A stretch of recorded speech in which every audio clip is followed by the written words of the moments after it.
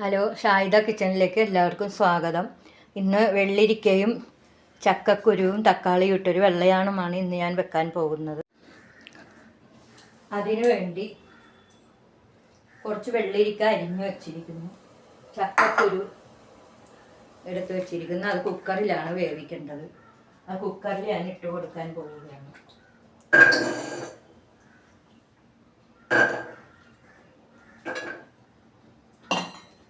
കുറച്ച് തേങ്ങ എടുത്തിരിക്കുന്നു. അതിൽ 5-6 ചുവന്നുള്ളി, 2 പച്ചമുളക്, ഒരു ഇച്ചിരി നല്ല ജീരകം, തേങ്ങ, മഞ്ഞൾപ്പൊടി, 2 പീസ് വെളുത്തുള്ളി, ഇത്രയും ഇട്ട് ഒന്ന് നല്ലപോലെ മിക്സിയുടെ ജാറിൽ വെച്ച് അരച്ചെടുക്കാം. താളിക്കാൻ വേണ്ടി ഉണക്കമുളക്, കറിവേപ്പില ഇത്രയും ഇട്ടിരിക്കുന്നു. ഇതിൻ്റെ ഇടയിൽ ഞാൻ വേറൊരു ഇൻഗ്രീഡിയൻസും കൂടി ഇതിൽ ചേർക്കുന്നതാണ്. ഇടയ്ക്ക് ഞാൻ പറഞ്ഞുതരാം. തക്കാളി പൊടിപ്പൊടിയായിട്ട് അരിഞ്ഞു, ഒരു പച്ചമുളക് എടുത്തിരിക്കുന്നു.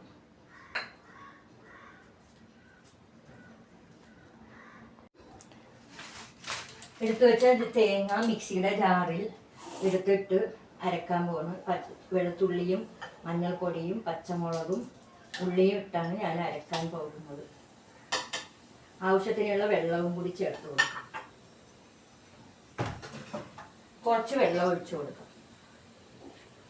നല്ല മയത്തിൽ അരച്ചെടുക്കാം.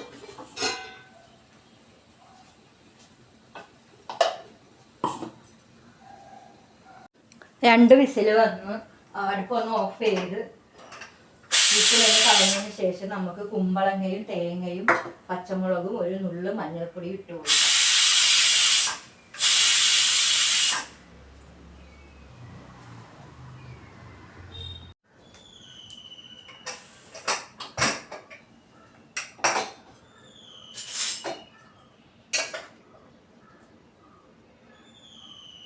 ചക്കക്കുരു പകുതി വേവായിട്ടുണ്ട്. ഇനി ഇതിൽ കുമ്പളങ്ങയും വെള്ളം കുറച്ച് ഊറ്റിക്കളയും.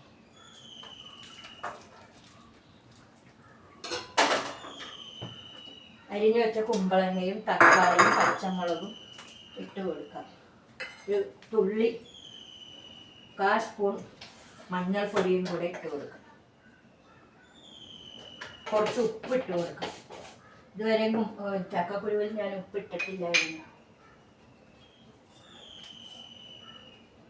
ഒരു ചെറിയ ടീസ്പൂൺ ഉപ്പ് ഞാൻ ഇട്ട് കൊടുക്കുന്നു. കുറച്ച് വെള്ളവും കൂടി ചേർത്ത് ഒരു വിസിൽ വരുന്നത് വരെ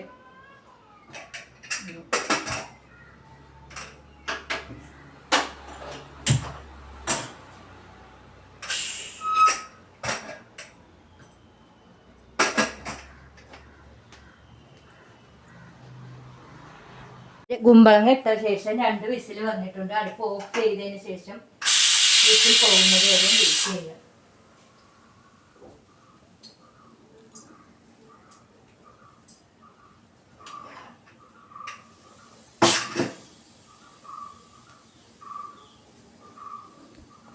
കുക്കർ തുറന്ന് എല്ലാം നല്ലപോലെ വെന്തോന്ന് നോക്കാം.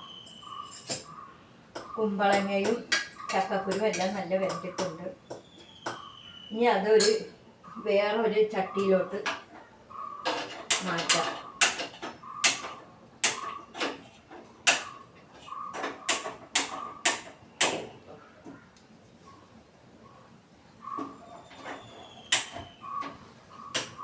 ഗ്യാസ് അടുപ്പ് വെച്ച് ചട്ടിയിൽ ഇത് ഇട്ട് കൊടുക്കാം.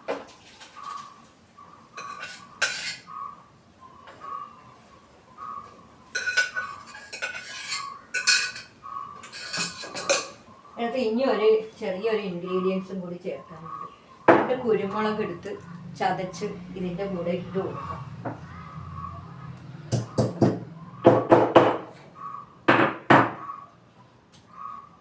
നല്ല ടേസ്റ്റുള്ള കറിയാണിത്.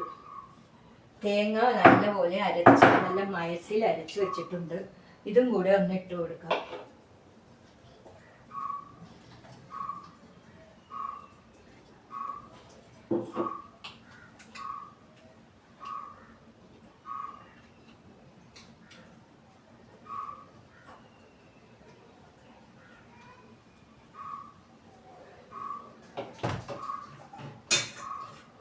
കുറച്ച് വെള്ളം ഒഴിച്ച് മിക്സിയുടെ ജാറൊന്ന് കുലുക്കി അത് ഇട്ട് കൊടുക്കും.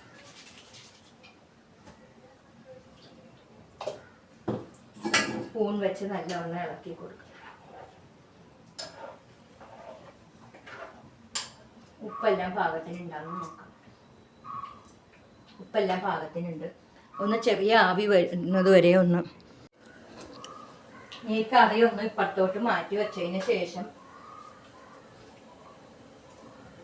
ചീനച്ചട്ടി അടുപ്പത്ത് വെച്ച് കുറച്ച് വെളിച്ചെണ്ണ ഒഴിച്ചു കൊടുക്കാം. വെളിച്ചെണ്ണ ഉണ്ടെങ്കിൽ വെളിച്ചെണ്ണ തന്നെ ഇടുന്നതാണ് നല്ലത്.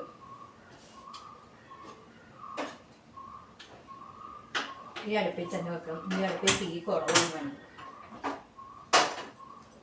കുറച്ച് കടുക് ഇട്ട് കൊടുക്കാം.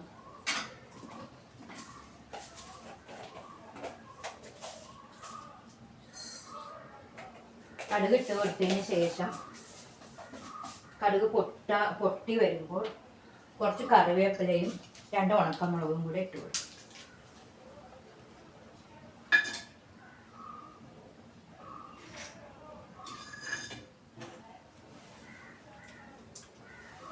ഞാൻ ജോലിയെല്ലാം കൈയോടനെ ചേർത്തെടുത്ത് ആദ്യം വെച്ച കുക്കറിൻ്റെ ജാറും എല്ലാം ഞാൻ കഴുകി വെച്ച് പിന്നെ അതൊരു ജോലിയായിട്ട് നിൽക്കണ്ടല്ലോ.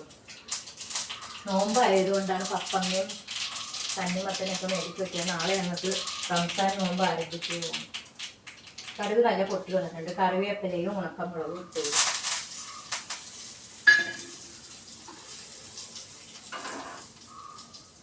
നല്ല രുചിയുള്ള കറിയാണത്. ഇനി ഇതിലോട്ടിട്ട് താളിച്ചത് ഇതിലോട്ടിട്ട് കൊടുക്കാം.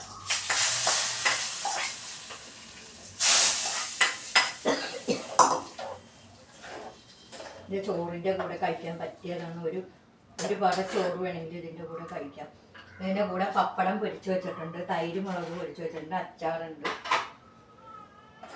വീട് തുടക്കലും തൂക്കലും വൃത്തിയാക്കലും ഒക്കെ ആയതുകൊണ്ട് ഇത്രയൊക്കെ എന്നെ കൊണ്ട് സാധിച്ചുള്ളൂ. അങ്ങനെ ഞാൻ ചെയ്തു.